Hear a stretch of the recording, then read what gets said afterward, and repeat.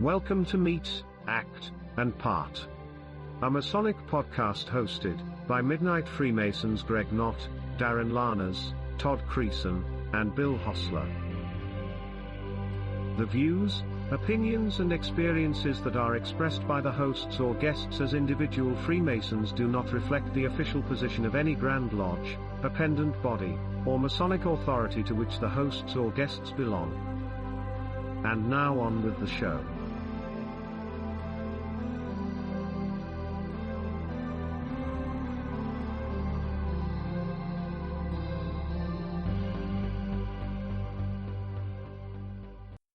Welcome, everybody, to another exciting episode of Meet, Act, and Part. This is episode number 30. Tonight, we're going to talk about lodge culture. But first, let's introduce ourselves. I am one of your co-hosts, and my name is Greg Knott.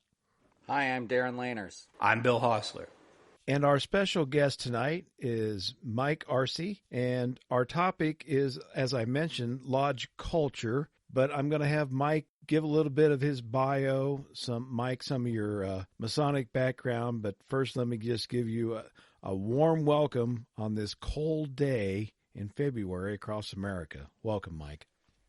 Thank you very much, brothers, and thanks for having me on. And warm fraternal greetings from icy upstate New York. It's a pleasure to be on the program. I've listened to Meet, Act, and Part for quite some time. I actually listen every morning when I go for a run with my dog, and I just find it's a great companion as I'm out there thinking and hoping for the sun to come up. My Masonic bio: I am the junior warden of Mount Vernon Lodge number 3 in Albany, New York. I was a regular contributor to the Midnight Freemasons, but have kind of fallen to the somewhat regular contributor role for the group and used a lot of the experience that I had in creating content professionally and also Masonically to start Craftsman Online, which is a working group of brothers here in New York, and we're trying to help create value in the Masonic experience for Masons here in New York State. Well, that's great, and I think your efforts there that you just mentioned really kind of dovetail into lodge culture because, and we'll get into what lodge culture is and those kinds of things, but it seems like they kind of go hand in hand. So let's stick with the lodge culture piece for a minute. I'll just give a little bit about when I think of lodge culture, and maybe we describe culture in general. And when you think of culture, it could be groups of people, groups of ethnicities. It could be work culture. It could be your ball team. It could be anything where I would consider a group of people are together on a somewhat regular basis or more, and it forms how they interact with one another. And so that's some of the stuff we're going to explore. What I'm going to do is I'm going to ask Darin to kind of start off with our questions tonight because we were talking about this topic and he delved into a little bit. So Darin, let me pass it to you and we'll begin digging in. I was actually had been talking with Mike and looking to try to get Mike on the program, and Mike had suggested he come on and he talk about lodge culture. I think the first question we need to ask is, what is lodge culture? And I think, Greg, you kind of hinted around what lodge culture is. I think it is basically the way in which your lodge members interact with each other and as a whole. So you can have a lodge culture that is toxic, especially if your members don't see eye to eye, and the meetings that you have usually devolve into argument. You can have lodge culture where it's productive, where all of your lodge members are working towards a common goal and there's harmony, and you can probably have a mix of anywhere in between. And that's my definition of lodge culture. I'll ask Mike. Mike, how would you define lodge culture?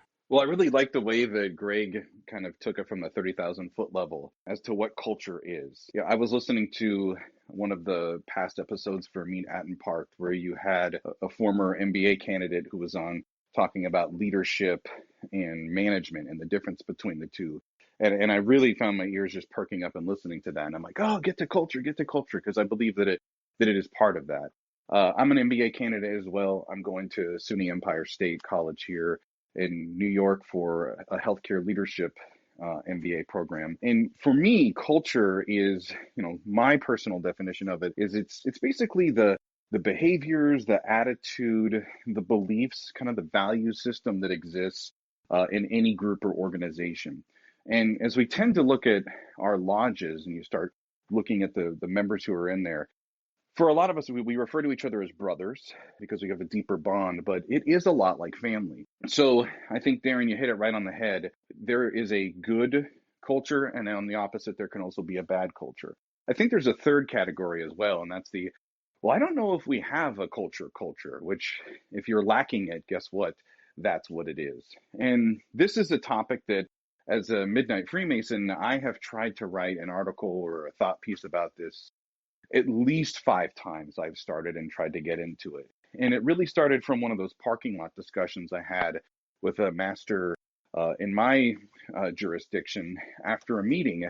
And I had given a presentation and he was like, Michael, you did a great job speaking. Is there any way that I could get you to affiliate with my lodge here? And his name was Michael as well. And I was like, I got a tremendous amount of respect for what you're trying to do here, but I'm stretched thin as far as time goes. And I'm not really the guy that you need. And he's like, well, I'm trying to improve our lodge culture. And we started to have a real kind of heart-to-heart talk about that. And the challenge that I think lodges that run into when they see that they're at that warning track of we're getting to a bad culture, where if your lodge is like a grape, it's starting to dry up on the vine and kind of get raisiny.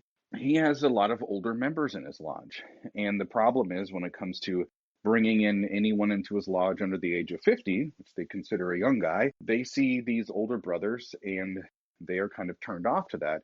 In Freemasonry, they don't understand that, with age comes wisdom and experience and knowledge, and that a good lodge has a good diverse mix of that. On the other hand, you could have a lodge, and I'm sure we can all think of one in our jurisdiction or maybe one that we visited, where you have a group of not only like-minded gentlemen, but men that tend to be about the same age or in kind of the same situation in life. Either they're fathers, working professionals, have been married for a while, don't have children, but they've all kind of reached that sameness in their point in life. And so there's that unique bond that they share on top of being a Freemason where, hey, I want to go hang out with so-and-so because they understand a lot of the same things that I'm going through in life. Like, for example, I can't stay out very late because I have a job I have to go to tomorrow morning. So I would kind of like it if our Masonic meetings ended by 9 o'clock and I got home by 9:30. Sometimes those are the unspoken things that happen in a lodge culture. So on a basic level, that I think is what a culture is. Now, what it can do on top of that is the real magical part of it. And that's when it comes to the different members and the different parts of it. And we had talked about once you build up a culture and it's bringing in certain guys so that we can take this lodge to where we want it to be as a group or as an organization. So we have an officer line, we have, leadership openings, we have vacancies that we're looking to fill with either people who are established or the right kind of person who can step in and is willing to learn that role. That's when you start talking about building culture by adding people.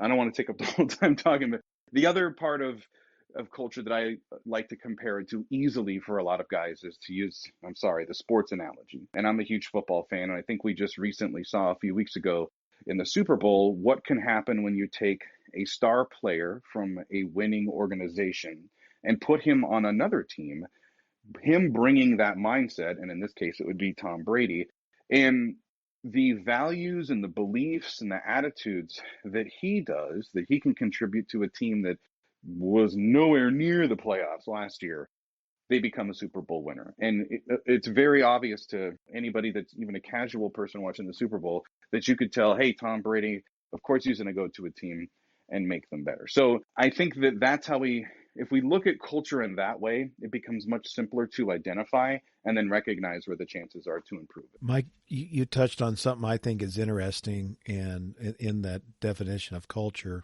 When you're talking about introducing new people into that culture, part of what you were saying earlier was maybe there's a lodge where everybody's about the same age and, they're raising kids or about getting to that stage and all just kind of agree on it, maybe almost to a groupthink kind of culture. Today in general society, I my observation is most people try to find people and topics and maybe news, I won't get too deep into that reaffirm their own beliefs, and they tend to only associate with those kind of same people. But where I see the real value of Freemasonry, one of our great values, is the ability to bring in somebody that is different than yourself or perhaps others. And I think about the strength that diversity, different group or different opinions, different background, different set of experiences, what that introduces into a culture. And to me, it strengthens it. But I guess, how does a lodge stay adaptable to be open-minded enough to say, look, maybe we do need somebody that's not just like us, and that could be age, it could be a whole different set of things. But how do you start to work on that as a group to recognize that, like, look, we need to expand our horizons here and help ourselves grow, not just in numbers, but in our experiences? How do you go about that as a lodge? How does that person that maybe is different, that, in age or whatever, as they're the new person coming into the lodge, how do they assimilate in? What's the responsibility of the lodge members to work them in, et cetera? I'd like to hear your thoughts on that. Sure, that's a great question. And peeling it back, this is how I would answer it. I think in any organization is that you always have that core group of leaders. And they could be past leaders, or they could be people in the position or growing into it. But there's this core group of, in our situation, it would be this core group of guys, right? And they're going to be the primary drivers of how this organization is going to operate, this team is going to operate. So I'll use myself as an example. I'm actually on my third Masonic lodge. Thankfully, there's 17 in this district, so I'm not trying to go through all of them, but I'm on my third Masonic lodge. And my first lodge was a good fit for me because I didn't know anything about Freemasonry. It will always be my mother lodge. It's where I was raised. But what led me to leaving the lodge were personality, for one. And the second part was I was looking for something that the lodge couldn't provide. And going through the leadership positions, through the chairs, I realized that one of my favorite quotes to live by is, one person can make a difference and everybody should try. And that by staying in that line and wanting to inject Masonic education into that lodge, that just wasn't a part of the culture of that lodge.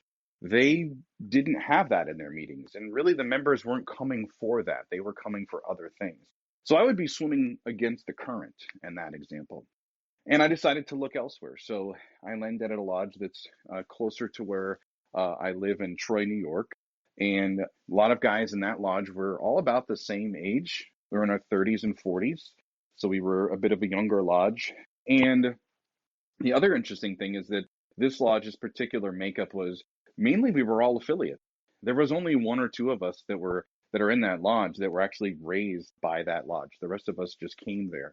And we were all kind of looking for the same thing. We wanted Masonic education, and we wanted an opportunity to contribute beyond just attending meetings. And what led me to leave that lodge was the fact that when I started getting into the leadership roles, I realized that, again, the idea that I had for kind of adding structure, and this lodge had a progressive line like many do, and the incoming master and the outgoing master, there wasn't really a synergy. And I know that's a buzzword that people hate, but the killer word for me that it was always looked at as, well, this is this brother's year to be master. So the lodge was like the ocean. The tide would go in, the tide would go out. We really didn't really know what was going to happen year after year. And if you brought in guys during a good year, you would really hope that the next master that came in would institute some of those same things that excited those guys to become a member of your lodge. And eventually I sought a lodge that had a little bit more of the history and Masonic education that I was looking for, and I landed at Mount Vernon.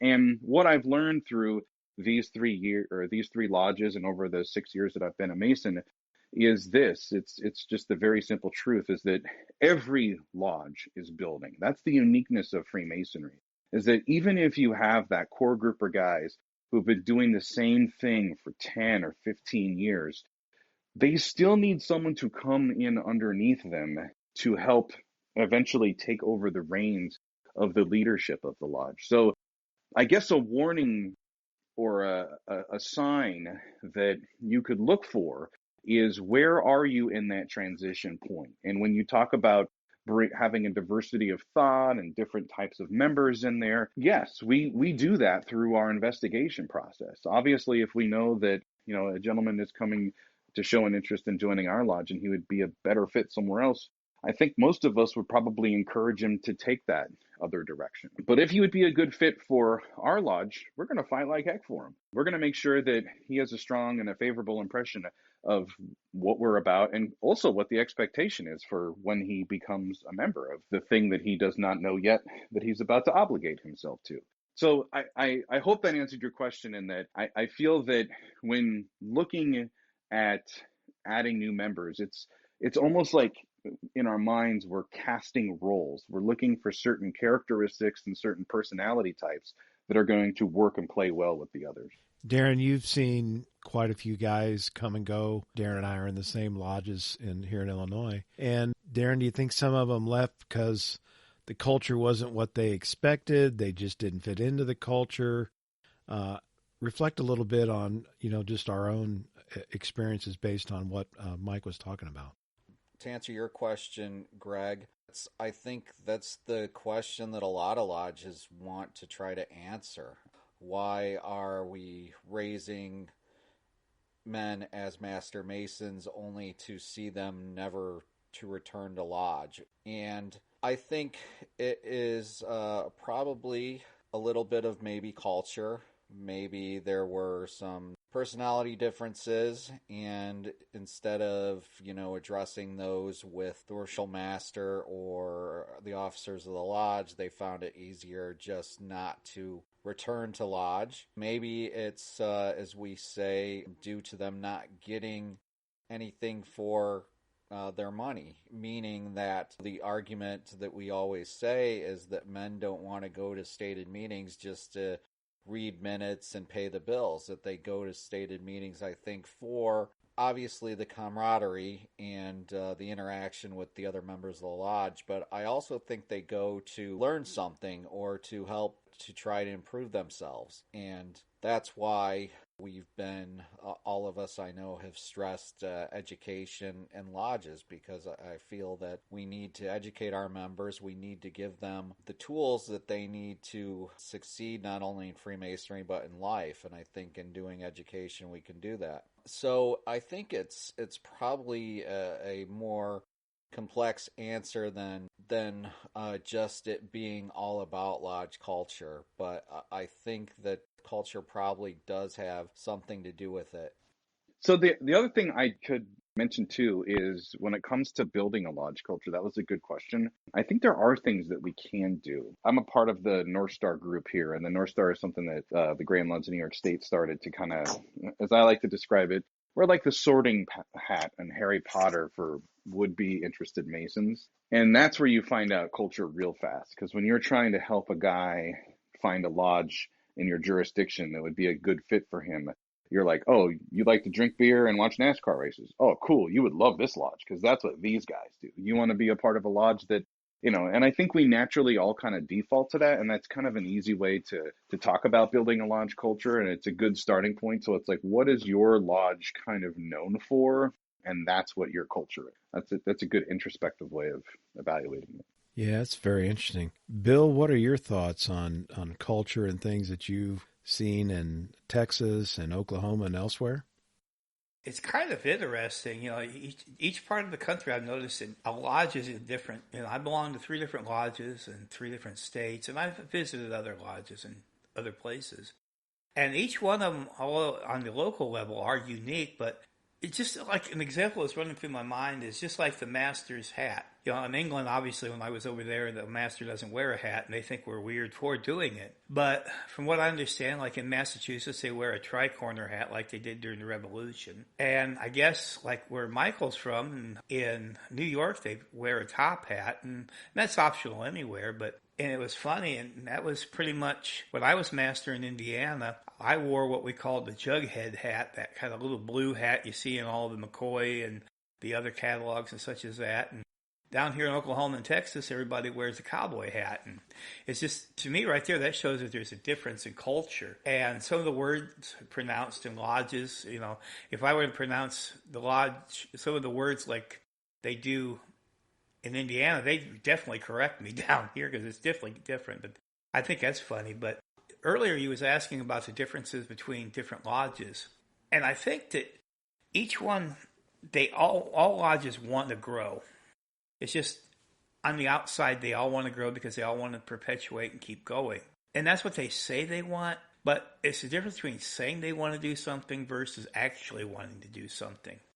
And I'm not going to try to pick on any particular lodge, but just from my experience. The lodge that I belong to in Texas, in Frisco, Lebanon 837, about 10 years ago, they were nearly ready to shut their doors.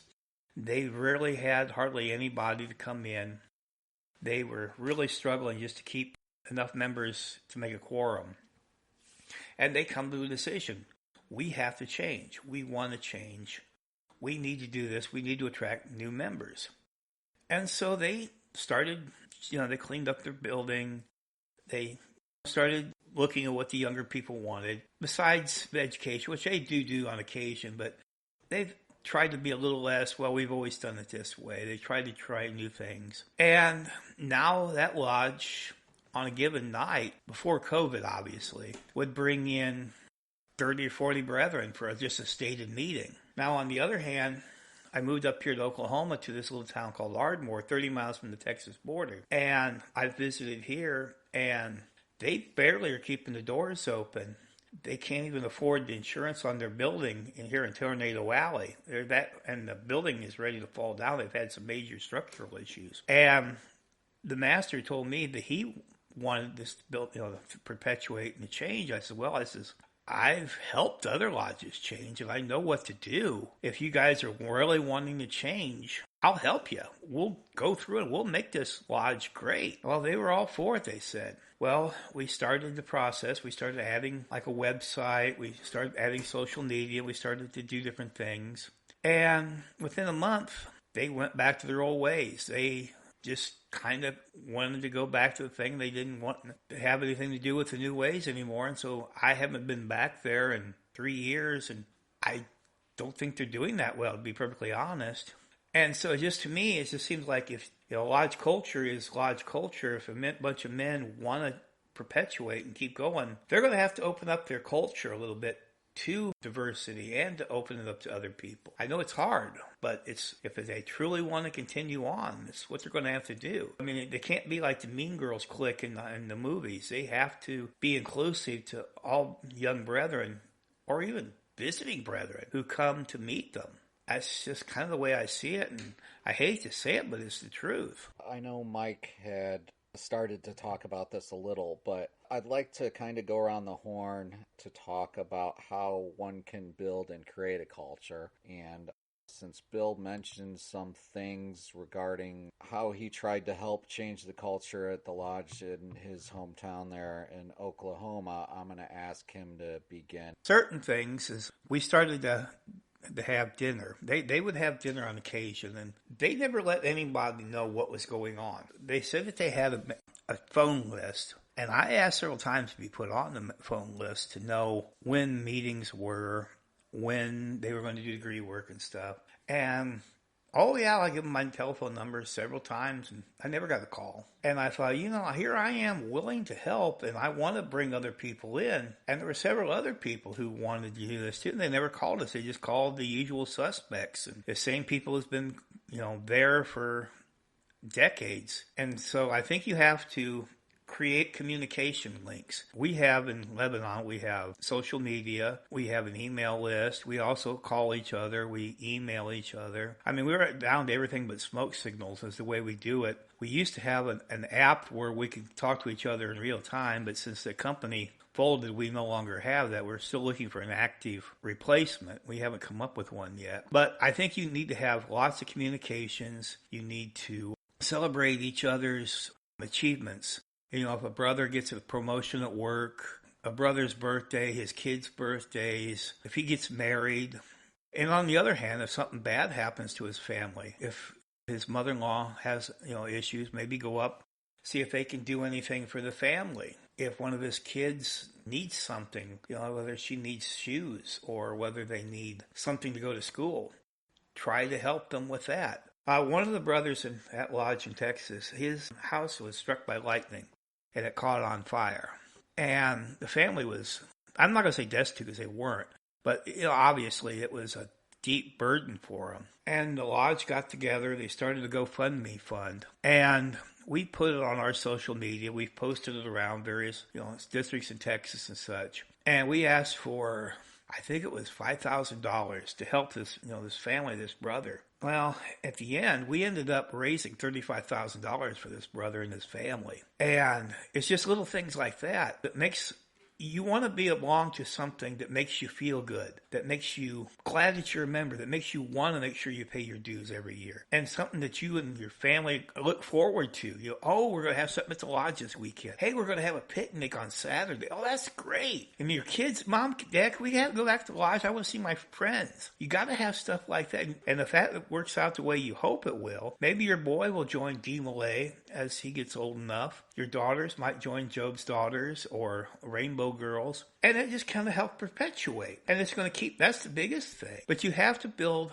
a camaraderie. You have to build love, I guess is probably the best way to put it. You got to build a loving relationship between the members of your lodge, their families, their kids. That's really what you got to do, and just maintain contact. Make sure that everybody's in touch with each other, that everybody's happy. They don't need anything. Make it like a true family, just like we were saying. Mike was saying a little bit ago that we call it a brotherhood because it's deeper than just friendship. Let's prove it. Make sure your lodge knows that you feel like they're your brother and that their wives are your sisters. Make every lodge event a family reunion. And I think that's the kind of culture that would keep people coming and make people dying to want to join. Bill gives a very practical, and he beautifully summarized it. And what I would sit down in the business world and say, okay, this is how we're going to fix your brand, or we're going to adjust your culture, or we're going to try to build something. He hit it right on the head with the engagement part. The first part in solving a problem is identifying that there is a problem. And I take it a step beyond what you'll hear in those programs, and also say, hey, the good news is if you're part of the problem, you're also part of the solution. So positive intent. Not all culture is bad. Some of the things could just be like, hey, we want to add this to our lodge, or we want to try this. If we have guys that are showing an interest in this, let's see if we can do that. Like, not all culture changes is because we're shifting from bad to good. Maybe we're just trying to take good and make it a little bit better. If you start reading books on this and leadership and management, you're going to start hearing concepts like you need an agent of change.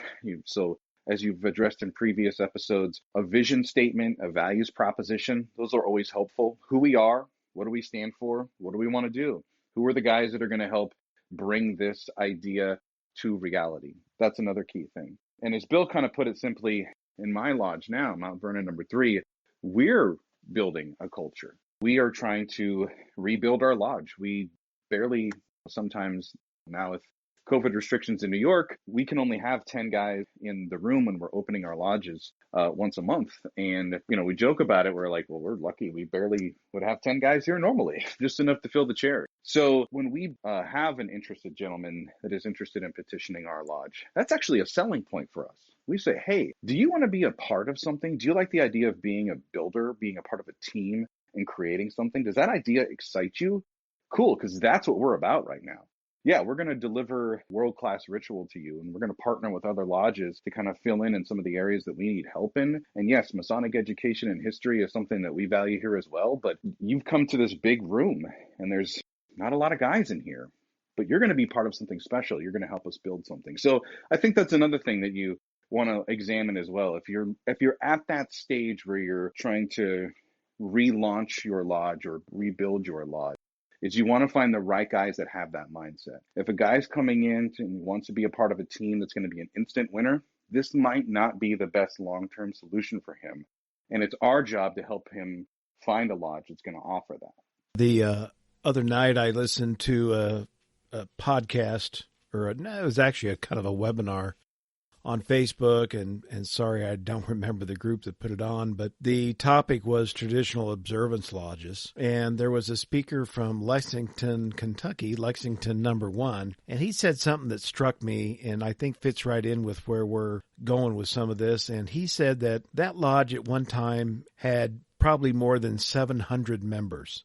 Maybe more than that. And they were down to 250 or whatever the number was. But he actually said they were doing that deliberately. And he also made a point that they were transitioning to this traditional observance model. And they were being very deliberate about it and said it was probably going to happen over a 10-year period of time. And they knew they would be better off as a smaller lodge. So as natural attrition occurred through people leaving or passing away or whatever, they weren't all up in arms about it. They were actually wanting to be smaller to, I think, enhance the experience and things, but they were being very deliberate. And I thought what was unique was the time frame that they had set forth to make this transition, and were being very deliberate about it. And so weren't trying to change everything overnight. They still had some of the old things they were doing, but yet they were introducing, sounded like a piece at a time, this move towards for their sake, the traditional observance model. And again, the TO model isn't for every lodge, but what struck me was they were very deliberately changing that culture, and we're doing it in such a speed that it wasn't overnight, but they were doing a piece and then it stuck and then another piece and it stuck, etc., so that the accumulation of it was where they wanted to go. And I just thought that was very insightful for any group, let alone a Masonic lodge, to be that far out in their thinking and be committed to doing that change. Yeah, a small lodge like that is actually fairly common outside the United States. England, as a matter of fact, that's their normal way of doing things. If a lodge gets over 35 members, they tend to try to take those additional members and have them create another lodge, just because they feel like that each lodge it should be interpersonal, that everyone should know each other, and that each person should be friendly with each other and know each brother by name.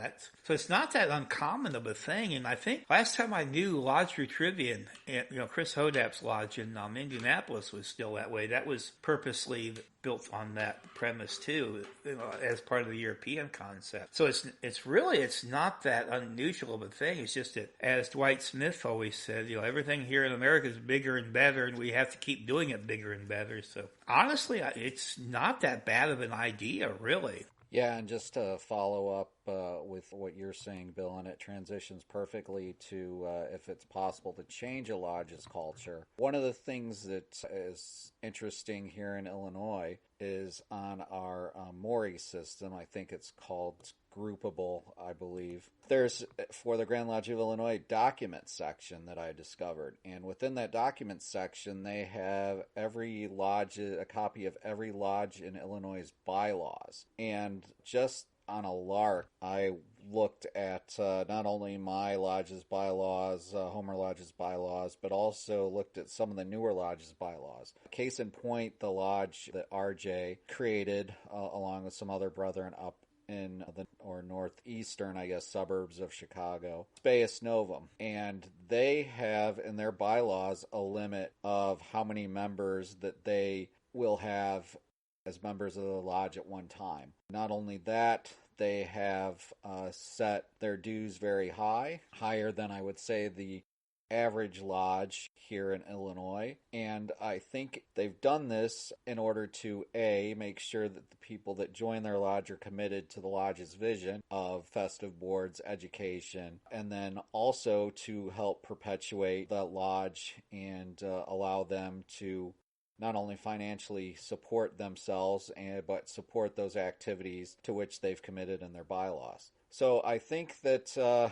it's unique but not uncommon to kind of see this concept of the traditional observance or the European concept lodge limiting the amount of members, and maybe it's something that other lodges should explore. I think changing a lodge's culture, I think first part there has to be a willingness. And I think as Mike and others indicated, identifying the issues and all of that. I listened the other night. The Grand Lodge of Illinois had a town hall meeting that they had online and recorded, and I was listening to part of it. And of course, you always talk about numbers of members and that. And Illinois has about 450 lodges left, and there's about 30 of those or more are on the verge of either disappearing or merging. And I thought about that in the context of, can you change a lodge's culture? In many cases, probably not. And of course, you need a nucleus of people to make things go. But it just seemed to me, it's like, well, there's 30 going, and there's probably who knows how many more on the bubble now with COVID and basically lack of activity for more than a year. Can you come in and do that? And so I would actually pose another question, and I've been one, and Darin's been part of it, and I know Bill's, obviously he's already talked about being part of it, and Mike. Can you personally sustain the energy that is needed to help be that catalyst for a lodge to change? I love doing startup stuff. I think I miss my calling probably as a startup entrepreneur on things, but because I can come in and quickly, like some of the rest of you indicate, I know what to do. I can help you figure it out and carry probably a big load of the work for an extended period of time. But I found after a while, I start to run out of energy. And if you don't have more than just one or two people helping carrying that load, it's going to be awful tough to change the culture or to save a lodge, for lack of a better word, to keep it going. Because, and there's people, they're not being obstacles, and they're more willing to show up and tag along. But unless you've got a group of doers or leaders or whatever word you want to use, it's hard to sustain that over time. Absolutely. I don't think that that's common to any jurisdiction or area of the country, what's happening with Masonry, the consolidation. While you were sharing your story, I was thinking of two lodges in my area that share the same building. You have one that has predominantly older members and a pretty nice sized treasury, and the other that has relatively younger members and needs money. They meet on the same week, but just different nights of the week. And it's only going to be a matter of time, right, before one is going to need the other, and they're going to reach out, and it's like, oh, this will be interesting to see how these two come together and find each other, and hopefully find a solution. Not to put any pressure on the guy that gets to wear the hat in the room, but I think that's, for me, the common denominator is the master's chair. Freemasonry is unique, unlike other organizations, startup companies, Fortune 500 companies, family-run businesses. I was taking a sip of a Sierra Nevada beer, and it made me think about Freemasonry. And Sierra Nevada, their cans say family-owned, operated, and often argued over. And I got a real kick out of that one. Where I think that in Freemasonry, it's unique because the worshipful master has the gavel of authority. And if you have a good master, you could be having a great year. And of course, good is a relative term. We're all going to find our own way to kind of describe that. But we know when we have a good year and somewhat of an off year. What's also unique in Freemasonry is that you have the council for the master to reach out to, which would be the past masters that are there to advise and give him the support that he needs. But there's also that other X factor, which is the actual lodge members. And I know I'm speaking to a group of past masters.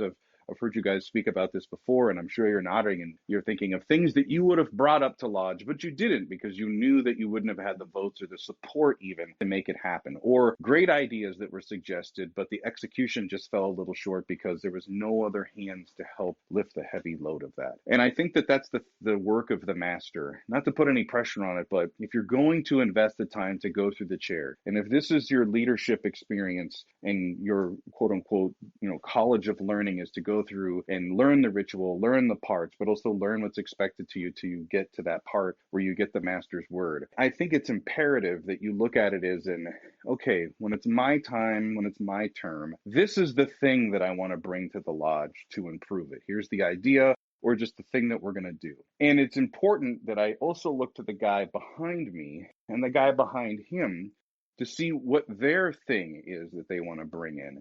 And is there a way that we could kind of blend these three things together so that there's an even cycle, so that this is how we can get the wheels of change to serve in a lodge? Because otherwise, it's going to go sporadically from one year to the next year, and there's just no consistency, and it kind of falls off to the shoulder. I think that that continuity piece is just vital. I'm in another group and I was thinking about that. I'm second VP of the Masonic Society. And so I'm, couple years or 4 years actually behind, because we do 2-year terms, and talking to the guys ahead of me and putting together a plan that then transcends not only them, but me, but then, as you indicate, Mike, the people behind me. Because the stopping and starting, I think, is part of what is a weak spot, not just for Masonry, but any organization, but especially us, or like you say, the master gets all energized and, has the 1 year, and then the senior warden either has different plans or doesn't execute the remainder of the plan. And so the stopping and starting, I think, doesn't help the lodge culture. Bill, when you were talking about the lodge there in Oklahoma, that you kind of said, look, I'm willing to help do some work. Don't you think they probably suffered from a little bit of that, of the master, even if you had one that was energetic and doing things, maybe the people behind them just weren't ready? Yeah, and I think it was like one particular person. I'm not going to rule them out or call them out on the air, but yeah, there was a lot of negative thoughts. I know was part of that too, and the usual, we've never done it this way, and they had just had a big argument, and they lost half their membership before I got there, and that was, I think, a big part of it. So they were already stinging and reeling from that. You was talking about startups, and I really think that, one person can't carry it, two people can't carry it. And the thing that I'm thinking is, when you're talking, that is after a while, if you can't energize more than just yourself and another person, after trying your hardest for a certain amount of time, if it's just you two still doing it, you're just going to have to put it down as a loss. I tried that with the Fort Wayne Masonic Temple when I was running it. Myself and 2 or 3 others, we tried our best for like a year and a half. And eventually, thank goodness, they finally found some people that could do it. But they just fought us tooth and nail on trying to keep that building open. It's almost like they wanted it to close.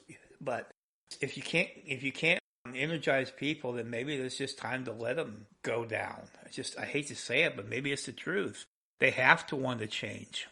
Darin, I don't know if you remember, maybe it was RJ or somebody mentioned on one of our episodes that lodge, it's great having all the history, but maybe having something old just for the sake of it being old isn't enough. In other words, to Bill's point, maybe there is a life expectancy for organizations, and when they're done, they're just done, and that's okay. And you go on to another one or start a different one or change, what you're doing.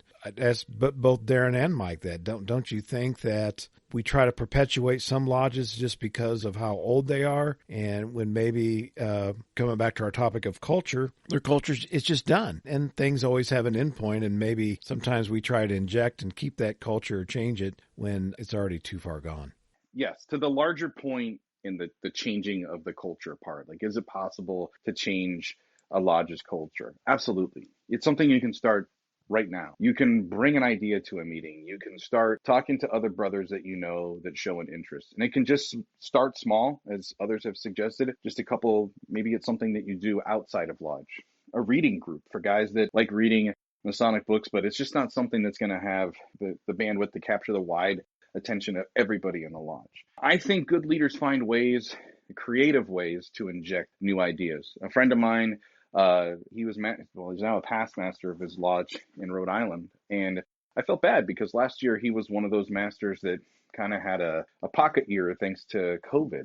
And he had a lot of ideas that he wanted to bring into his lodge. One was, he is the kind of guy that if he had a veteran or a member that has a family member that served, he would reach out to get an American flag that had flown over the area where that person had either served or spent some time, and had it shipped and presented them in the lodge, and create special moments like that. One idea that he proposed, which I'm like, oh, I'm totally stealing that when I get to be master, is he had the idea of really playing off of the beehive theme that we learn in the Master Mason degree, but starting at the EA degree with actually having brothers brew their own mead, not in the lodge building, but in a place where they could do it. And then when they were finally raised, after that time had passed, celebrating the mead and using that as the launching point for the beehive analogy and a way to kind of celebrate the moment together. So there's little things that you can do to change your lodge culture. It doesn't necessarily have to always be bringing Masonic education or having speakers or presentation.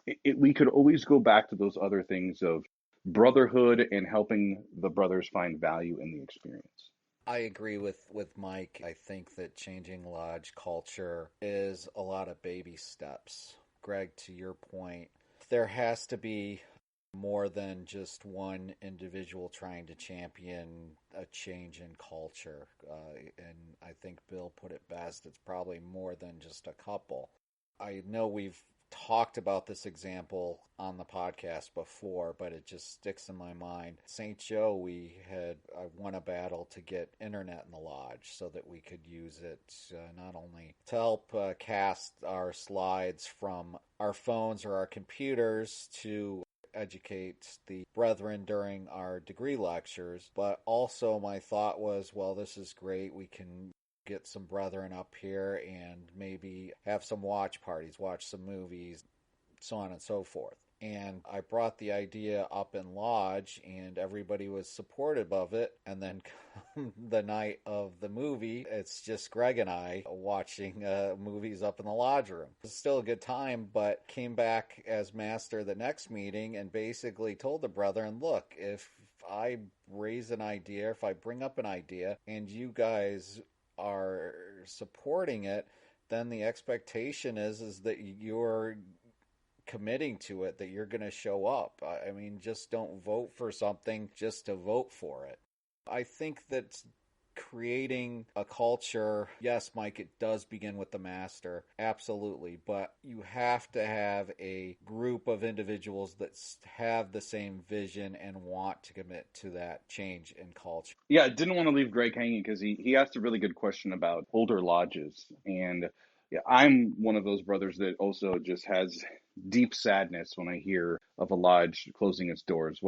I'm fortunate we have lodges in our area that are older than the country. And when I hear that they're at risk of getting to that point, it saddens me, just as if it was a newer lodge that it is having a struggling problem. So stop me if you've heard this story before, where it's an older lodge that's in a building that it's owned, it's older. There's some sort of tragic event that happens, like plumbing issue, the roof is leaking, something, the burner for the heat goes out, and they can't meet that bill. So now they have to sell the property and move. And this happened here in my jurisdiction, and they moved into the Shriner building and moved all their artifacts. It was very sad. The building had a ton of history, as the bricks actually came from England and were floated here. Like the story, I'm a sucker for history, and I loved hearing it. It was a very sad day to see that building eventually became a law office. But the lodge continued to have its meetings, and that was kind of the tipping point for that lodge, where after they lost their building, they kind of lost their identity a little bit. And the culture of the brothers really had to come together to keep the lodge afloat. I mean, some of the special things that this lodge did was they would have a horseshoe tournament with a barbecue every summer as kind of a fundraiser for other lodges to come participate in. They were the lodge that would have, one of the members dress up as Santa Claus and, serve the neighborhood that they lived in, and the kids would come for toys. They did something for St. Patrick's Day as well, which was pretty special. And they weren't able to do that in their new facility. And over the course of a few years, their membership started to drop off to the point where it really brings a tear to your eye when you hear or see a master on Facebook say, "Hey, is anybody interested in affiliating with my lodge? We'll waive the affiliation fees just if you'll come to be a part of what we're doing here on this night." So my hope is that if there's enough of us who see the need as leaders in Freemasonry, and if we have the ability to offer our time or affiliate and help those struggling lodges, that we do that. And I'm with you, Bill. It is one of the saddest things when you see these older lodges go out of business out of no fault of their own. On the other side, yeah, there are some lodges that are sadly doomed to fail because they have not been able, for whatever reason, to make the adjustment in their lodge culture, that they became the lodge of the old dying guys, and hence the lodge became that as well. And you watch them slowly go the way of the dinosaur. And to that, I just think that that's part of the natural, honestly, attrition that's kind of happening in Freemasonry now, is where we had those lodges that there were many that met in one building, and now we're kind of getting back, condensing to fewer lodges to serve more people. And that's a sad thing when you see that go, and I feel for those brothers as well. But obviously it wasn't their fault that this happened, but it was a part of the culture that it just didn't serve for the future of the lodge.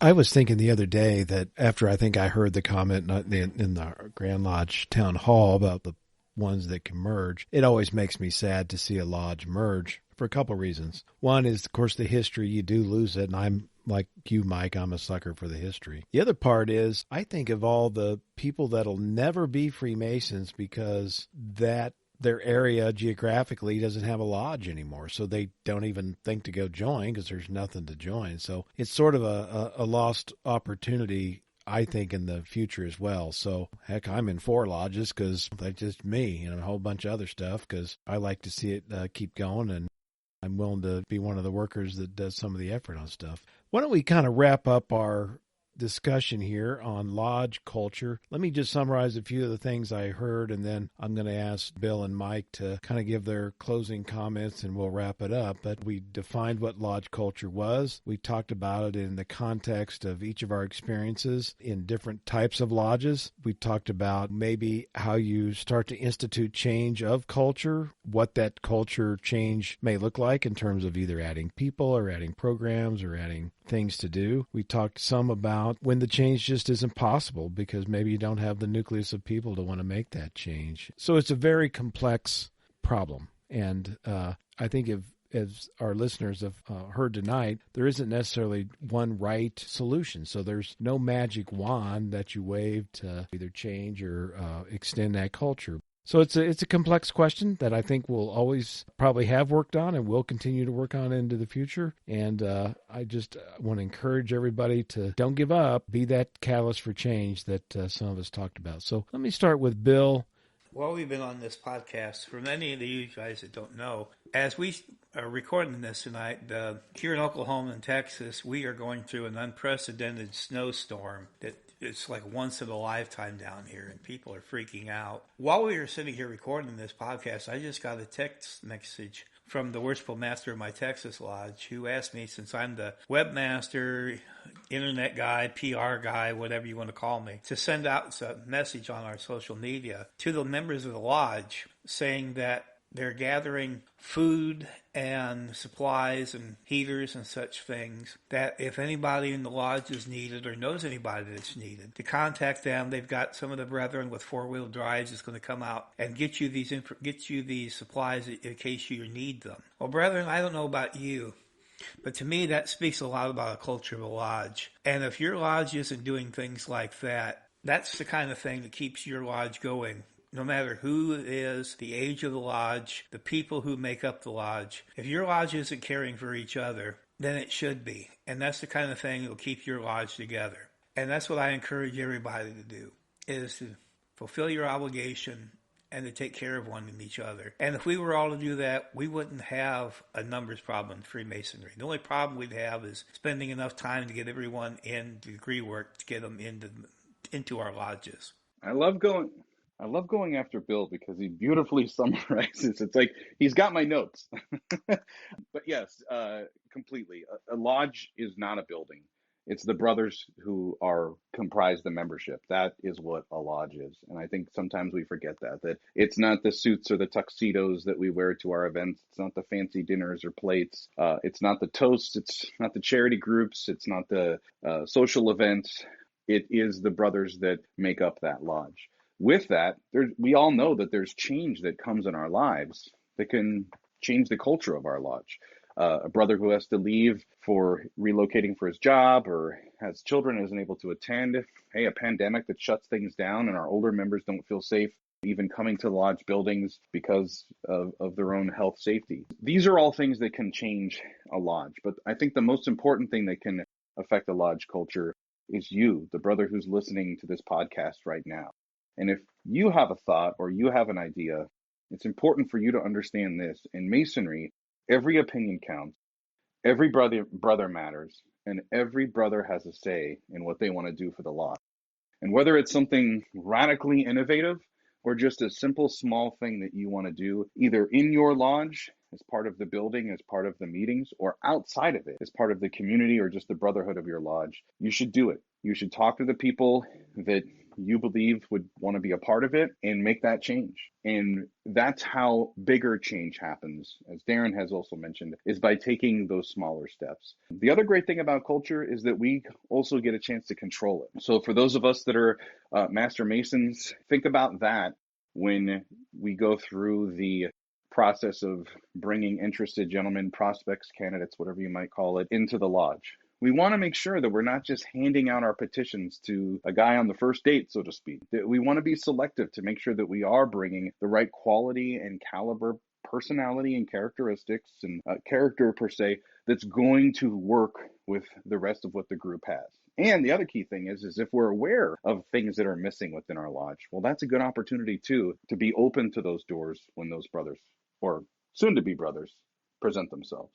Yeah, all great thoughts. And this is a fascinating topic because I think it really goes to the core of who we are and what we are and what we potentially could be with just a little bit more effort.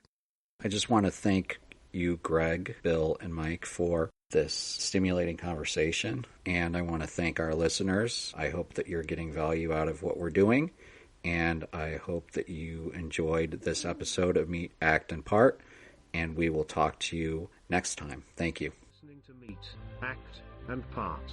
For more information about our show, visit our website at www.meetactandpart.com. While there, please consider supporting the show by sponsoring us on Patreon. Until we meet again, may we meet, act,